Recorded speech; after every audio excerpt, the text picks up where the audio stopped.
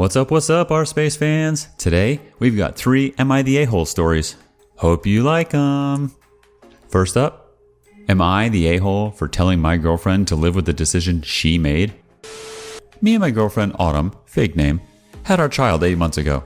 We were college students before the baby, and are college students now. We weren't and still aren't rich, but before the baby, we were relatively comfortable. We had to struggle a few times, but we could pay our bills on time and put food on the table.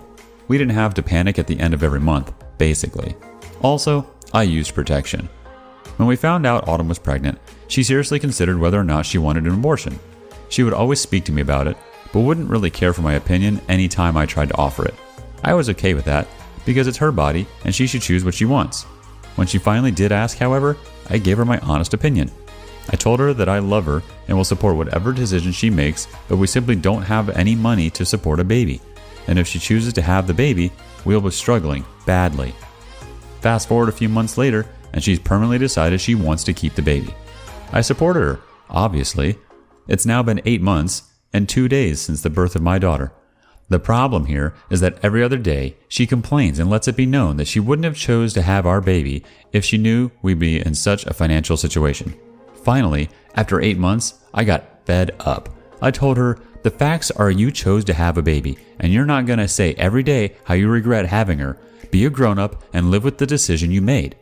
She responded by telling me how I chose to have a baby with her too, and how I need to support her.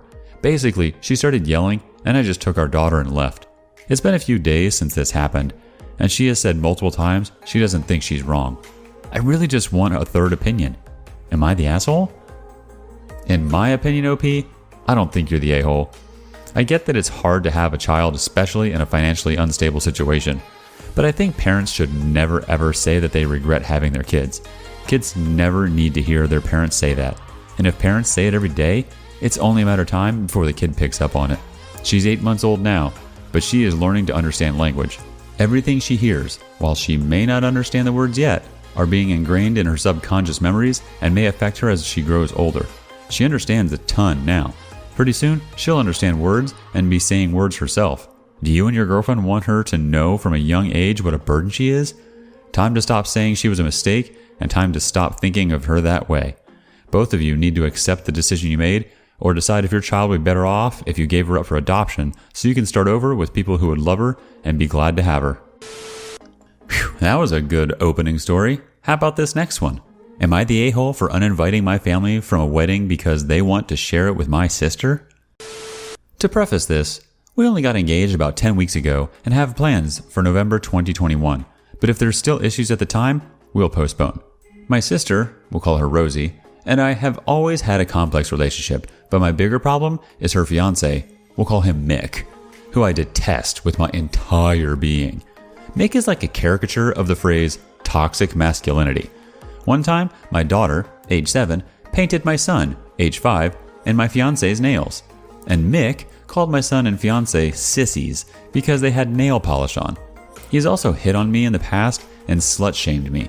So yeah, hate him. Fiancé also hates him. My parents wanted to invite all about 40 people to our wedding. Our guest list is only 20 guests. So the agreement we came to was they pay for 2/3 of the wedding as they had 2/3 of the guests. So far, all we have arranged is a venue. And it's a good thing we did, too, because there's only 3 venues in the area, and November 2021 was the earliest date any of them had available. Rosie and Mick got engaged last week. Rosie has looked for venues, and the first available date is April 2022. Mom and Dad told us today that we will now be having a double wedding. Everyone involved is aware of the issues we have with Mick. We refused to share the wedding. My parents said they were paying for 2/3 of it, so they should have the final say. I responded that they don't get a say on who is getting married. They said I was being immature and should learn to share the spotlight. And I said that my issue was seeing Mick standing next to my fiancé at the altar. My parents tried to young lady me, I'm nearly 28, saying that Rosie can't get anything in the next 18 months and it wasn't fair to make her wait that long. Plus, if they're paying for well over half the wedding and won't be interfering on anything else, we should allow this. I then said that we would pay for the entire wedding ourselves and go back to our original guest list minus my parents, Mick and Rosie, and then hung up. I definitely just snapped in the moment, but the idea of sharing my wedding with Mick gives me a visceral negative reaction. since hanging out my fiance says that he's fine with this development, though he wasn't expecting it, but he supports me. However, my parents and sister feel I overreacted and called me an arse for uninviting them over them having one thing they wanted at the wedding they're paying for. I felt pretty confident in my choice, but then my brother, who hates Mick as much as we do, said I needed to calm the F down and that the logical response here would have been to return my parents' money and remove their guests, not to uninvite my parents from my wedding entirely, and said unless I fix it, I'd be going full bridezilla. Am I the a-hole? Edit.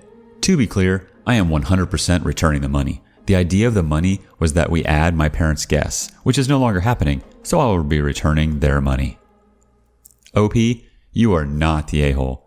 Even if you like them, being told to share your wedding is pretty unreasonable. I think everyone has the right to be selfish for their wedding because it is an incredibly important day that sets the mood for the entire marriage.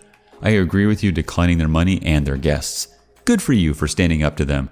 Also, if possible, make sure to call your venue and any vendors you book and set up a password for making any changes to the event, along with looking into security personnel to help rid any unwanted party members crashing the event.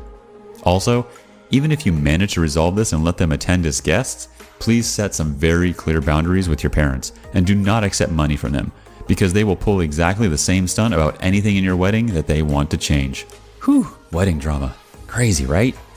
Alright, next up. Am I the a-hole for not agreeing to a paternity test unless my husband goes to therapy? I, 28 female, and my husband, 32 male, have a 3-year-old son together. There has never been any doubt that my husband is the father. I've never given him any cause for concern that I cheated on him. He acknowledges all of this. Last week, he came to me and said that for the last few months, he has been plagued, his word, with the anxiety that our son is not his. They don't look identical, granted, but they definitely share similar features, and I see my husband whenever I look at my son. I was obviously blindsided by this. I had no idea he was having these thoughts. I asked him to explain why he thought that he wasn't his, and he couldn't really provide any answer other than a gut feeling. He asked me if I would be okay if he got a paternity test done so it could ease his mind. I initially said absolutely not, no way in hell. I was very, very offended. He told me that he could just do it without my permission, and I said if he did that, I would never forgive him. My husband does not have a history of anxiety, but he did lose his job back at the start of the pandemic, so he's been with our son most of the time while I work my full-time job from home. I know this hasn't been easy for him. I'm not a psychiatrist or anything, but maybe he's starting to resent our son or something from just having to be around him constantly. After our heated first conversation, I spoke with some friends about it, and they said that he was probably having psychiatric problems due to the stress of not having a job. I came back to my husband and said if he went to therapy and maybe started taking some anti-anxiety meds, that I would consider getting the test. He was very upset at this and said that once he got the results of the test back, he wouldn't be anxious anymore, and that I wasn't being fair by making him go through a whole rigmarole, again, his word, just to get peace of mind, which was a phrase he used a lot during this. He again threatened to just get the test without my permission, and I said this would effectively end our relationship. I think there's something more serious going on here, and I thought that my solution here is as fair as I'm willing to be. My friends are divided. Some think I should just take the test, and others are saying he's being insane, and that if I cave to this, there's just going to be something else. I need some neutral perspective here. Am I the a-hole?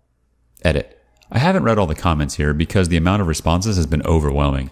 However, I want to say that I really do not appreciate strangers attempting to diagnose my husband over the internet. It is disgustingly presumptuous. I'm his wife, and I don't feel qualified to do that, which is exactly why I want to get a licensed therapist. Another thing I'm seeing pop up is that I'm somehow demanding that he take medication. I said maybe medication, meaning that I only think he should be on medication if a licensed therapist prescribes them to him. I don't want to shove pills down his throat, which seems to be what some people think I want to do. As for the numerous suggestions of marriage counseling as opposed to individual therapy, I think this is a great idea. I didn't initially consider it because I was so focused on it being his problem, but we are ultimately a team, and I'll suggest that to him today. Hopefully it goes better. Thanks everyone for your input. Before we get into the update, I just want to say that I already don't think OP is the a-hole in this story, but getting to the root of this obsession has very different implications for your marriage. If it's simply an irrational anxiety, he can get treatment for that. If he's been red-pilled, that's a whole other issue that he won't see as requiring treatment and is a much tougher battle. Also, the husband's anxiety and accusations are honestly a bit suspicious to me. Psychologically, if your partner is obsessively worrying about you cheating on them, they are likely to be cheating on you themselves as a result of guilt projection. Of course, let's hope that's not the case in this story. Let's see what happens. Here's the update. Unfortunately, this is not a great update. If you don't want to read it all, the bottom line is we're heading toward divorce. I took some of the commenters' advice to go to couples therapy, which we did that same week as my first post. I had to push him a bit to get him to agree to therapy, but I told him it was either this or I would never give in to the test. The first Zoom session was a little awkward since neither of us had ever done therapy before. After listening to both of us, she basically said that she thought we should do the test to see if that eases his anxiety, and that if it doesn't, which at the time was my concern, that we could go from there.